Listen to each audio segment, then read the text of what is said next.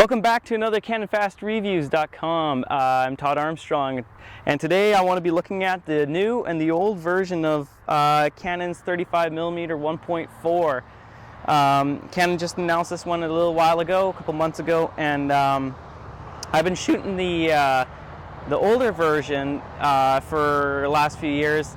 I bought it, then I sold it for a Leica 85mm, which I really regret. And then recently, there's a lot of rumors of this guy coming out.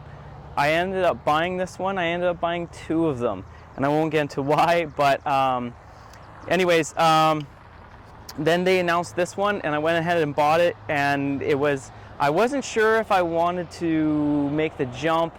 I shoot portrait, and so there was some rumor that the Bokertino, we'll call it Bokertino. The Bokertino was not as good because of the new BR element in this. They added a new BR element to reduce chromatic aberration. That's huge because that was my number one reason I sold this lens originally, was there was so much chromatic aberration. I've been shooting this lens now for a little while, and I started going, I don't think they're right about it. The Bokertino it seems to be better than the old version, which people said it wasn't. So I kept running some tests, and finally I decided I'm just going to do a full-blown test, and that's what you're going to see now. And it is not true. This lens is amazing with Bokertino versus the old one. So there's a lot of things I wanted to go into, a lot of shocking things about how amazing this lens actually is. There's so many things with the new 35 that makes it a huge step up on the old one. Now, just as a disclaimer, I guess, I want to say that the old version, is it worth buying the old version? Absolutely. It's been a staple lens for 17 years. It's been one of the best 35 mils for 17 years, and now, because of Sigma came out with theirs and the new version, this thing is tanked in price, which makes it even more so yes buy it. It's like now you can get it on eBay auction for like $700. I've seen them, and they're probably going to keep dropping. Like, that is insane. I remember when they were $1,500. So if you're considering and you're on a budget, oh, absolutely get this. It is a phenomenal lens. If you have the money, though, I'm going to say, and you're going to see, yes, this is a monstrous improvement in areas I didn't expect to be improved on. And they're not just little improvements. In my opinion, some of them are monstrous improvements. Something I was not expecting is this has a 3D pop effect. The only other lens that I'm aware of that has that 3D pop effect is the Canon 85mm 1.2 Mark II. I have that lens, and it's actually my main lens at weddings, simply because of that 3D pop effect. And of course, it's a phenomenal lens in itself. And I was really shocked when I realized this lens has it, guys. And that is enormous. So now that I'm aware of, Canon has two lenses that has that three-dimensional pop effect. Huge improvement was the corner sharpness. You're going to see that as well. And this has a lot of really good close focus. It's closer than the 50mm 1.2 and closer than the last 35mm. So that is, I'll get into more, but that's just a couple things. So everything in red here is the Mark II. The new one, and this is the yellow guys here are my Mark I, and then the green here is a 50mm 1.2. I'm not going to be getting into that right now. You can see going back and forth, there is a monstrous amount of distortion improvement from the old one. So this is the old one. It's got that curve here, barrel distortion for sure. Which, you know, it isn't bad at all for a 35mm. It's actually really good.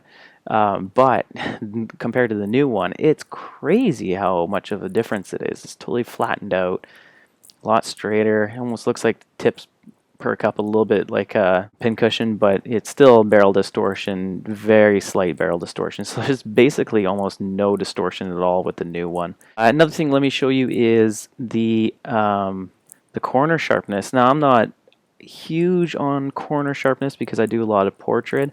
But for anybody that is doing, you know, star photography or landscape and different things like that, it's going to be a huge difference. Now watch this. So this is the old one, and you can see it's really starting to. This is all shot at 1.4. Now watch that. Look at that. Look at the difference. It's huge. Like it's not even like, oh yeah, I kind of see a bit of a difference. It's monstrous. Like that is an enormous amount of difference. Chroma is going to be really improved as well. So any star photography, it's you know, you're not going to get that weird bat wingy stuff. Like look at the sharpness over here. This is expected for a corner. That's not, in my opinion. This is 1.4. With the new one. So this is both at shot at 1.4. Everybody knows that this lens is supposed to have a really good chromatic aberration with the new BR elements, the goo in there. So this is the old one at 1.4, and this is new at 1.4. So you can see it's quite the difference again. So new, old, and then even going to 2.8. That's the new one at 2.8 Mark II, and this is the old one at 2.8. So huge improvement. You know, here you can still see it, all that purpley pink bloom, and there it's just nothing. There's not even a hint. Another thing that I want to show you guys is some people are saying that because of the new BR element and the new optical design and everything, you're going to get worse Bokertino, which is just absolutely a big pile of poo-poo. The Bokertino of the new lens it's a huge improvement. So watch this. This is the old version, and this is the new. So if you look right here, particularly, you know, look at this right here for 1 second. So look at that. So it's totally, like this is 1.4 again. It's totally beautifully smeared and looks creamy. This has got some rigid, you know, the old version, this one, the Mark I, is an amazing lens. Like it was stable for 17 years. But now, what the heck? Like, so anybody that's saying, oh yeah, the bokeh is, it's worse, it's just completely they're not even the same. It's super good. And again, look at the dandelions down here. So they totally blend off. And then this right here is Pillar of Light. It looks agitated. You got some artifacts here, and up here you got the rings, right? Expected. And this is a fantastic lens. But now watch. Look at it. Just blurs away. It's crazy. And even here you can really see it right here. Close focus was 0.3 meters on the old one. The new one is 0.28 meters, and it doesn't sound like much, but it is actually a huge difference. Well, here's the 50 mil, and so this was an improvement going to the 35 mil, but now it's like, my goodness, that's even closer than what I mostly do for, you know, rings and flowers and that kind of stuff. Here's one thing that just blows my mind about this lens. Again, this lens has that 3D pop effect. The only other lens that has this 3D, almost like Carl Zeiss pop effect, is the 85 mil. But this lens, I would almost wonder if it's even got more of a pop effect. It's got that 3D. Let me see if I can show you a shot that really shows it. There. Well, this looks so flat, right? Looks normal, and that is just something about it is just lifting here. So I didn't really take many shots that can really show it. A lot of my shots were far away, but anything a bit closer, you'll really see that pop effect, that 3D pop effect, and that is, I was not expecting that at all. So that's huge, and that I love the 85 mil just because of that. Okay, the vignette between the new and the old version, are basically pretty equivalent. The new one definitely has less vignetting, but it's not by much. But again, it's got the edge. Now, one thing you'll notice here is that every single shot I took, I noticed that the older 35 is actually wider. So you'll see that I'm backing out and my tripod's not moving at all. So this is 1.4, and like the difference is crazy. Look up here and here. It's just crazy difference. And a lot of this is chromatic aberration, what you're seeing. You can definitely see it in the sign here. So the lens is pretty sharp still, the older one. This is the older version. But it's but compared to this one, this has got no chromatic aberration, or very little, but the sharpness is a monstrous improvement. Here, this looks just like a blurry mess. And this is such a great lens at 1.4. It's super good lens, but compared to the new one, oh my gosh. There is not a subtle difference. This is a big difference.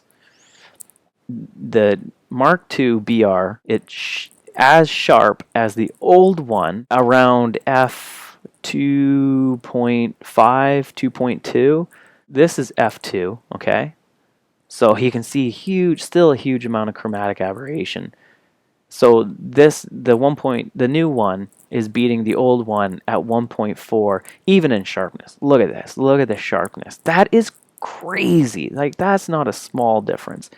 And finally at 2.8, I'd say they're finally matching, or this one might be a little bit of improvement. And I don't have a shot at 2.2 or 2.5, but somewhere in there is where I would say they meet each other. I'm guessing around 2.5. So the new lens at 1.4 is as good as the old lens at 2.5. Wow, that is crazy. I'm going to go through a few photos. So this is 1.4. This is a comparison at 1.4. So this is at 1.6, and they're both at 1.6. So going from here to 1.6, you can see there's a monstrous improvement. This at 1.8, and then this at 1.8 as well. It's just, this lens is just taking off. It's just crazy. And this lens is still, I mean, this is a friggin' fantastic lens, but ooh, it is really different. Now, I think I botched my focus a tiny bit on this one at f2, just because there's no way it got worse and then it gets better. So, it goes from, that's 1.8 and then 1.2. So I messed that up. 2.8. F8, I almost start to wonder if the old version is a bit of an improvement over the new version at smaller apertures. Let me do 5.6 here. I'm almost wondering if the older version is better stopped down than the new version. Almost starts to make you wonder. I'm not exactly sure, but this is both at 5.6. So it could be possible that they designed the new version completely to be shot wide open, which is exactly what I'll be doing. I'm going to be using it as a portrait lens. Yes, it's not a portrait lens, but I'm going to be using it as a portrait lens, so I won't be stopping it down a whole lot. And so here at f22, you can see very clearly, I think this is where this lens was not designed for. Any lens, people say, oh, you should shoot at f22. Oh man, any lens shot at f22 is going to be trash. I've never found a lens that improves f22. You get so much diffraction everywhere. It just blooms everywhere across everything. So go to even f16. It's a huge improvement. But you can see that the new version is actually not very good. It wasn't designed to be shot at smaller apertures, it seems. So the older versions got it. So now let's jump over to here. The old version had really nice bokeh. The new one, I think, is just that much better. So here you can see, let me just get rid of that info there. You can see you can tell that these are branches here. Spindly little branches and all the detail and everything, where this one is just completely smooth. And that's what I want to see. Again, here you can really see it. You can see the little circly thingies here, and here it's just flat. It's very smooth. So yeah, definitely, in my opinion, the new version has a way better Bocartino. So one other thing I was wondering about was just the color in general. I shot these both at I think 4,000 Kelvin.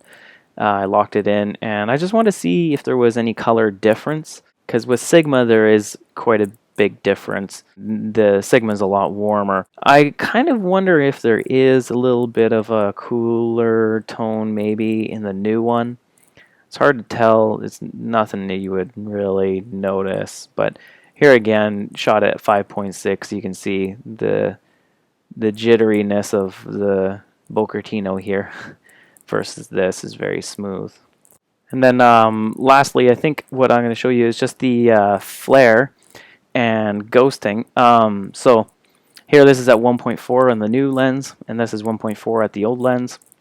You can definitely see there is a quite a big improvement on the flare or the ghosting here. I kind of feel like the flare is actually better in the second one, and I'll show you why.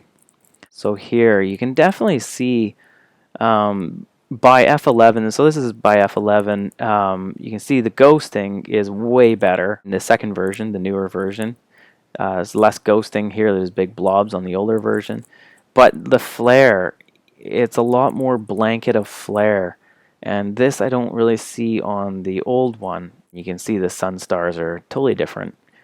I like this a lot better, the new one. So the only two things I can conclude that the Mark II doesn't improve on is flare, maybe, and that's by opinion because it's really hard to tell, and then stopping down on smaller apertures, maybe the Mark I has an edge. That's something that I don't really care about, and flare I don't really care about. So in every other aspect, I think that it's clear that the new version is a huge improvement over the old version. One other thing I want to quickly mention was the mechanical build of the new lens over the old one. I've had the old one apart, repairing one of them, as well as the 50mm, and which is built quite the same. Um, Anyways, I had to do some repairs on a few lenses, and so I've gotten to see what's inside of these guys, and they're built really well, extremely well. I don't, as much as people want to knock them and say that they're all plastic, once you get inside them, there isn't nearly as much plastic as people make there out to be. Yeah, the shell is plastic, obviously, but anyways, the new one, I saw a certain individual saying that the new one is, you know, plasticky and this and that again, and it's just not true. I mean, I've seen some photos of what's inside of the new one, and knowing how the old ones are built, I have to say, like the new one, it looks to be extremely well built. I mean, the roller bearings are all like some sort of steel, and you know, just looking at all the steel parts and metal parts inside of that, inside of the new one, it definitely is built way better than the old one. I can tell just by looking at it, having so many lenses apart, and I've never, in all my years, I've repaired thousands of lenses, and in all my years, I've never seen a lens built so mechanically heavy in recent years. Maybe back in the 70s, 60s, they used to build them really well. But anything new, I mean, this is probably one of the best built primes I've seen with any modern autofocus lenses. Most are plastic, do have plastic inside. So to say, I mean, and the outside shell, yeah, it is plastic. It feels like plastic, but it's like saying Arnold Schwarzenegger's weak because he's wearing a raincoat one day. Well, the guy's a monster wearing a raincoat. So same thing. This thing is built like a tank inside from what I can see and knowing how the old ones are built. And just because it's got a plastic cover on the outside, I wouldn't really diss it for that.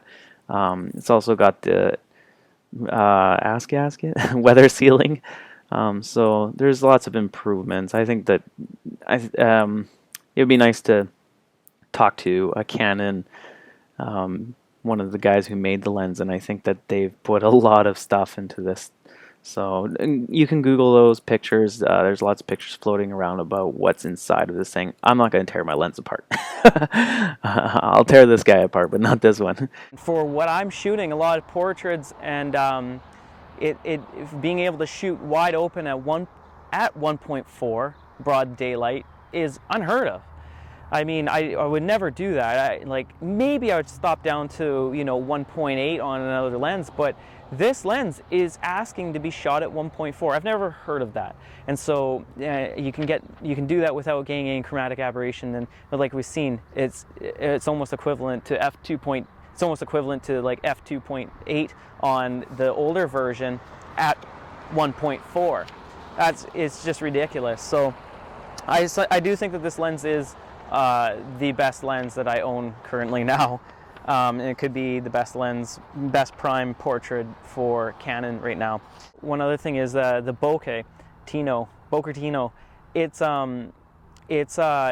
It is definitely a pretty big improvement from the old version, which was rumored not to be just because of the BR element. It was supposed to be less smooth, and it's not. It's really fantastic. Again, the 3D pop effect, that is just, in my opinion, that just throws it right into the best lens, one of the best lenses. So I can match that with my 85mm and get some crazy cool pictures. That 3D effect is it's magical. So distortion, again, you guys saw the distortion. It's a huge improvement for distortion. Personally, I don't hugely care about distortion, but for you landscapers and star shooters, it's definitely a huge improvement. So again, in the corners, you guys saw that's one of the most shocking. I mean, I guess I should expect it to improve, but it was a huge jump. Your coma is going to be a lot better as well with the flare and the ghosting. You do see a pretty big improvement with the ghosts. I don't mind ghosting, but flare, I'm not sure. You guys can judge that one. It looked like maybe the older version has a slight edge. Having the macro or the close focus really improve, that is a huge game changer for me as well for what I shoot. It means I don't have to switch lenses. I can just keep shooting what I want to. So a couple things that I didn't like so much, very subtle things, is the older 35 does have that slight edge of being wider, and I mean by a couple of millimeters. Personally, I don't care. So the weight and the size, well, actually the weight doesn't bother me so much. It didn't balance as well as I had hoped. The older one I felt balanced better.